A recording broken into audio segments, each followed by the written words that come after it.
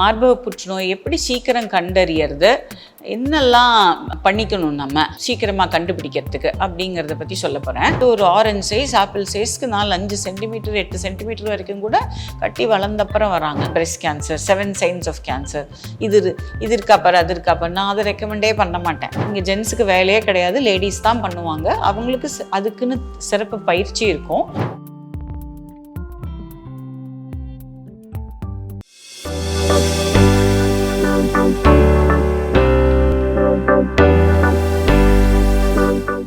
பூங்காற்று நேயர்களுக்கு வணக்கம்.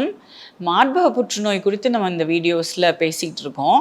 இன்றைக்கி இந்த வீடியோவில் நம்ம மார்பக புற்றுநோய் எப்படி சீக்கிரம் கண்டறியறது, என்னெல்லாம் பண்ணிக்கணும் நம்ம சீக்கிரமாக கண்டுபிடிக்கிறதுக்கு அப்படிங்கிறத பற்றி சொல்ல போகிறேன். ஸோ இப்போ மார்பக புற்றுநோய் ஆப்வியஸ்லி சொன்னாப்புல மார்பகத்தில் ஏற்படக்கூடியது நமக்கு உடம்புல கைக்கு தென்படக்கூடிய ஒரு உறுப்பு. இப்போ குடலில் கேன்சர், கணையத்தில் கேன்சர், கல்லீரலில் கேன்சர் அப்படின்னா கண்டுபிடிக்கிற கஷ்டம். ஏன்னா நுரையீரலில் கேன்சர் அதெல்லாம் தொந்தரவு பெருசாக வந்தால் தான் கண்டுபிடிக்க முடியும். ஏன்னா கண்டுபிடிக்கிற கஷ்டம்னா ஒரு ஒரு ஒரு வயிற்றுக்குள்ளே இருக்குது, நெஞ்சுக்கூட்டுக்குள்ளே இருக்குது அப்படிங்கும்போது நம்ம தொட்டு பார்க்க முடியாது, தெரிஞ்சுக்க முடியாது. அது வளர்ந்து அது ஓரளவு தொந்தரவு கொடுத்தா தான் கண்டுபிடிக்க முடியும். பட் மார்பகம் அப்படி இல்லையே. நம்ம தினம் என்ன பண்ணுறோம், குளிக்கும்போது சோப் போட்டு தேய்ச்சி குளிக்கிறோம். நம்ம கைக்கு தென்படக்கூடிய ஒரு பொசிஷனில் தான் நம்ம இருக்கோம்.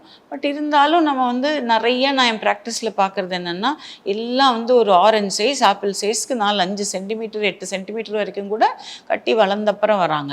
இதுக்கு மெயின் காரணம் ஒன்று, அதை பற்றி விழிப்புணர்ச்சி இல்லை. இப்படியெல்லாம் மார்பகத்தில் வரலாம், ஏதாவது தொந்தரவு இருந்தால் கேன்சராக இருக்கலாம், நம்ம செக் பண்ணிக்கணும் அப்படிங்கிற விழிப்புணர்ச்சி இல்லை.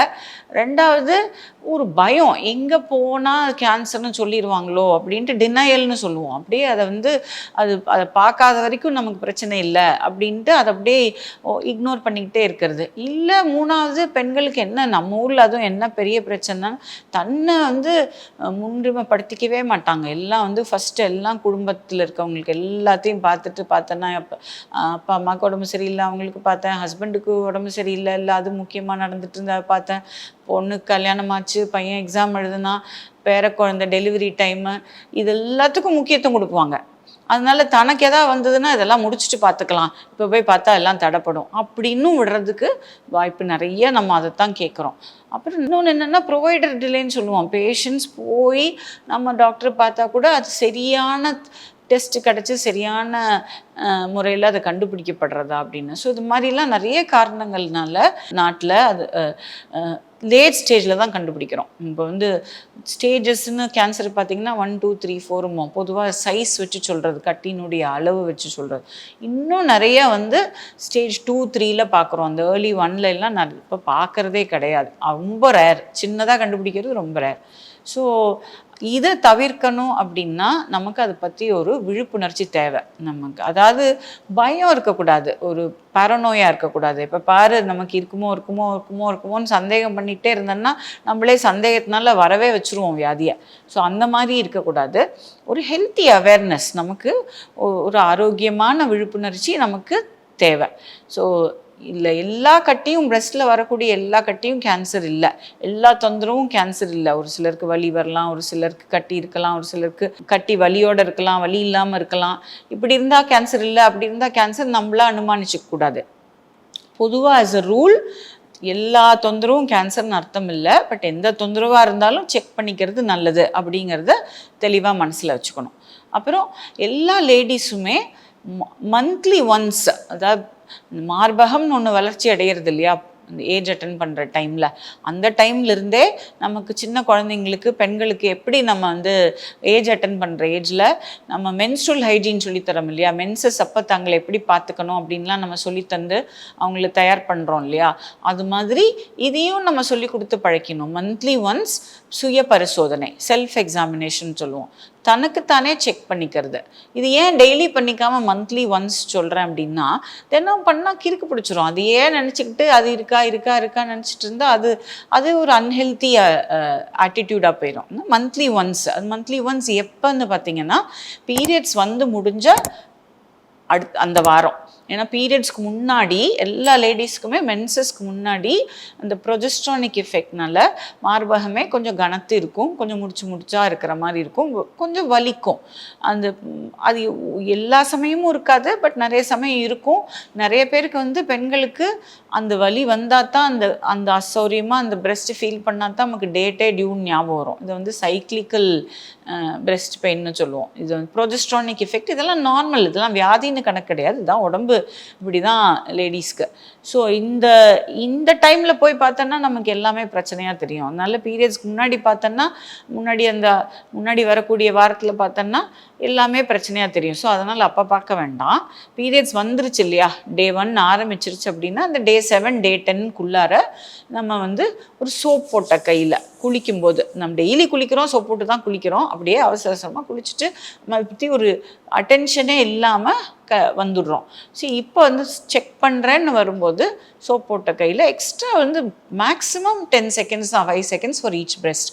சோப் போட்ட கையில் நல்லா ஒரு கையை மேலே வச்சு ஃபஸ்ட்டு பார்த்துக்கணும் நம்ம விசிபிள் சேஞ்சஸ் எதுவும் இருக்கா. அப்புறம் அது இல்லாமல் சோப் போட்ட கையில் நல்லா பிரெஸ்ட்டை ஃபீல் பண்ணி பார்க்கணும். அது வந்து இப்போது இப்படி பிடிச்சி பார்த்துட்டு எனக்கு கட்டி கட்டியாக இருக்குதுன்னு வருவாங்க, இல்லைன்னா இப்படி குத்தி குத்தி ஒரு விரலில் பார்ப்பாங்க. அப்படியெல்லாம் பார்த்தா தெரியாது.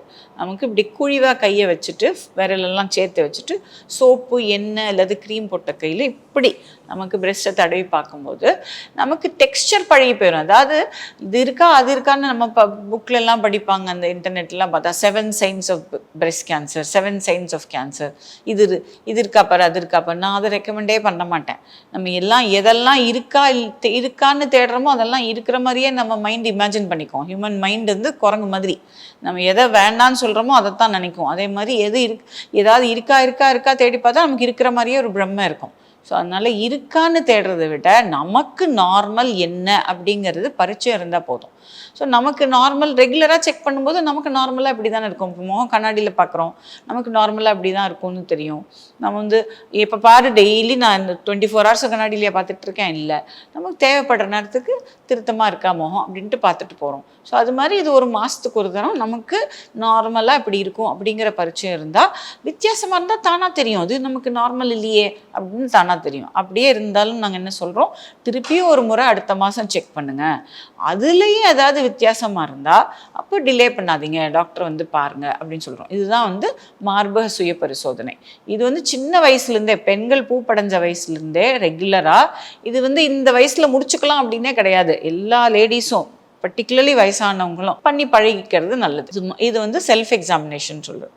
ரெண்டாவது, அதுக்கு மேலே என்ன பண்ணலான்னா, நம்ம டாக்டர் ஏதாவது செக் பண்ண போகும்போது, இப்போ நிறைய விஷயத்துக்கு நம்ம கைனகாலஜிஸ்ட்டை பார்க்குறோம்.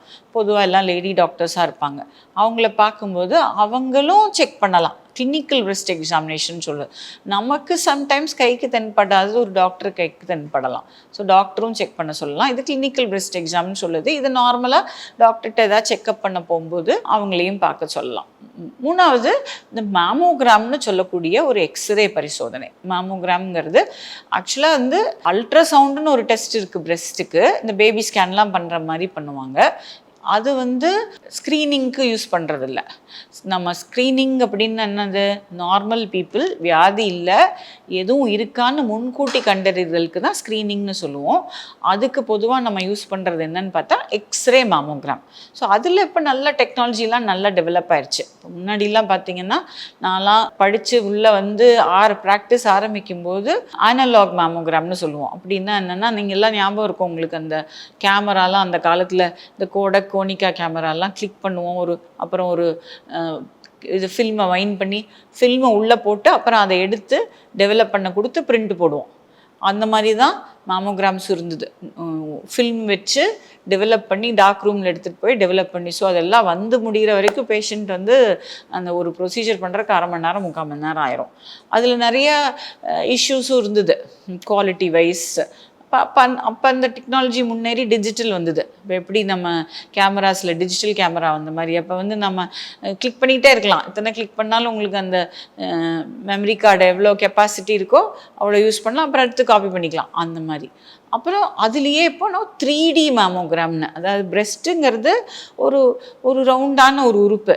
அதை நம்ம இப்படி 2 பிளேனில் கம்ப்ரெஸ் பண்ணும்போது சில சமயம் ஆர்டிஃபேக்ட்ஸ் வரும். 3Dங்கிறப்ப அந்த ஹோல் பிரெஸ்ட்டை ஸ்லைஸாக நம்ம எப்படி சிடி ஸ்கேன்லாம் எடுக்கிற மாதிரி அதை பார்த்துடலாம். ஸோ அப்படி பார்க்கும்போது அக்யூரசி இம்ப்ரூவ் ஆகுது. அதனால் மேமோகிராம்னு வந்து பண்ணுறது வந்து டெக்னாலஜி ரொம்ப முக்கியம். அதனால் பண்ணிக்கிற இடத்துல நல்ல டெக்னாலஜி இருக்காங்கிறதையும் பார்த்துக்கணும்.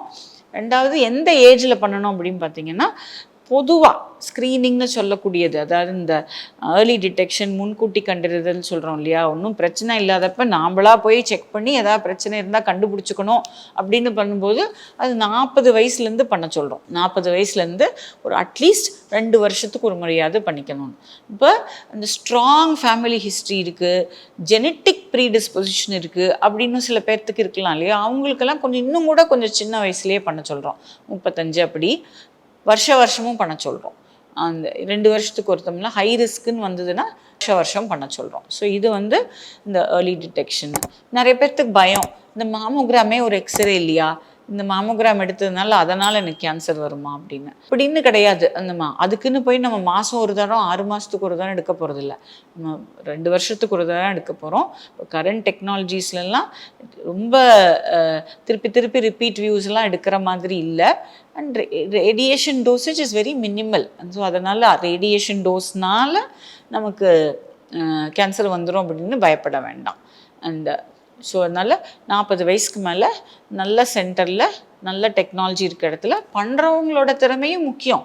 ஏன்னா இது வந்து கொஞ்சம் அசௌரியமாக இருக்கும். பிரெஸ்ட்டை தூக்கி ஒரு பிளேட் மாதிரி இருக்கும், அதில் வச்சு ரூமும் கோல்டாக இருக்கும். இந்த டிஜிட்டல் மெஷின்ஸ் எல்லாம் கொஞ்சம் குழந்தையாட்டம் பார்த்துக்க வேண்டியிருக்கு. அதுக்கு நல்ல மெஷின் ரூம் வந்து 21 டிகிரி சென்டிகிரேடு கீழே டெம்பரேச்சர் மெயின்டைன் பண்ணுவோம். அப்போ அந்த ரூமும் கோல்டாக இருக்கும். பரிச்சயம் இல்லாத இடத்துல ட்ரெஸ் எல்லாம் கழட்டி நம்ம எக்ஸ்போஸ் பண்ணுங்கும் போதே ஒரு சங்கோஜம் இருக்கும். பொதுவாக அதை வந்து இந்த லேடிஸ் தான் பண்ணணும். மாமோகிராம்ங்கிற டெஸ்ட் வந்து இங்கே ஜென்ஸுக்கு வேலையே கிடையாது, லேடிஸ் தான் பண்ணுவாங்க. அவங்களுக்கு அதுக்குன்னு சிறப்பு பயிற்சி இருக்கும். ஸோ பட் இது வந்து அந்த பேஷண்ட்ஸ்க்கு அந்த சங்கோஜம் இருக்கிற சமயத்தில் அவங்க பொசிஷனிங்க்கு சில சமயம் கோஆப்ரேட் பண்ண முடியாமல் போகும். ஸோ அந்த இடத்துல அந்த டெக்னாலஜிஸ்ட் கனிவாக நல்லா பேசி புரிய வச்சு கரெக்டாக பொசிஷன் பண்ணணும். ஏன்னா எடுத்து அந்த பிரெஸ்ட்டை கரெக்டாக பொசிஷன் பண்ணலன்னா நம்ம என்ன பார்க்குறோமோ அது தெரியாமல் போயிடும். ஸோ அது முக்கியம். ஸோ டெக்னாலஜிஸ்டோட பயிற்சி முக்கியம், டெக்னாலஜியோட இம்பார்ட்டன்ஸ் முக்கியம். அப்புறம் எக்ஸ்ரே வந்ததுக்கப்புறம் அந்த எக்ஸ்ரேவை படிக்கக்கூடிய மருத்துவரோட பயிற்சியும் ரொம்ப முக்கியம். அவங்களுக்கு இதில் ஸ்பெஷலிஸ்ட் அனுபவம் இருக்கணும், அதுக்கு கற்றுக்கணும். அப்போ தான் வந்து அது கரெக்டாக இன்டர்பிரேட் பண்ணி 2-3 சூழ்நிலை பார்த்துருக்கேன். நம்ம அந்த மாமோகிராம்லாம் பண்ணும்போது கைக்கு தெரியறதுக்கு முன்னாடி, கைக்கு தெரியணுன்னா ஒரு 2 சென்டிமீட்டர் 3 சென்டிமீட்டர் வளர்ந்தால் தான் கைக்கு தெரியும். ஒரு நெல்லிக்காய் சைஸ்க்கு, ஒரு பெரிய நெல்லிக்காய் சைஸ்க்கு வளர்ந்தால் தான் கைக்கு தெரியும். அதை விட சின்னதாக இருந்துன்னு வச்சுக்கோங்க, ஒரு வேர்க்கடலை சைஸ்க்கு, ஒரு சின்ன அரை நெல்லிக்காய் சைஸ்க்கு டீப் சீட்டடாக பிரெஸ்ட்குள்ளே இருந்ததுன்னா கைக்கு தெரியாது. அப்போ எப்படி தெரியும்? எக்ஸ்ரே பண்ணும்போது தெரியும். கைக்கு தெரியாத எக்ஸ்ரே தெரிஞ்சதுன்னா அது என்ன பண்ணுறதுன்னு நிறைய பேருக்கு தெரியாது. அதை எப்படி பயாப்சி பண்ணுறது, அது எப்படி ஆப்ரேஷன் பண்ணி எடுக்கிறதுன்னு. ஸோ அதுக்கான தேர்ச்சியும் வேணும். டெஸ்ட் பண்ணால் பத்தாது, டெஸ்ட்டில் வரக்கூடிய ரிசல்ட்டை எப்படி அதை அணுகணும் அப்படிங்கிறதும் முக்கியம். ஸோ இதெல்லாம் தான் நம்ம வந்து கேர்ஃபுல்லாக பார்த்து பண்ண வேண்டியது. மேற்கொண்டு பல விவரங்களை அடுத்த வீடியோவில் பார்ப்போம். பூங்காற்று இது நாளைய நல்வாழ்விற்கான வழிகாட்டி.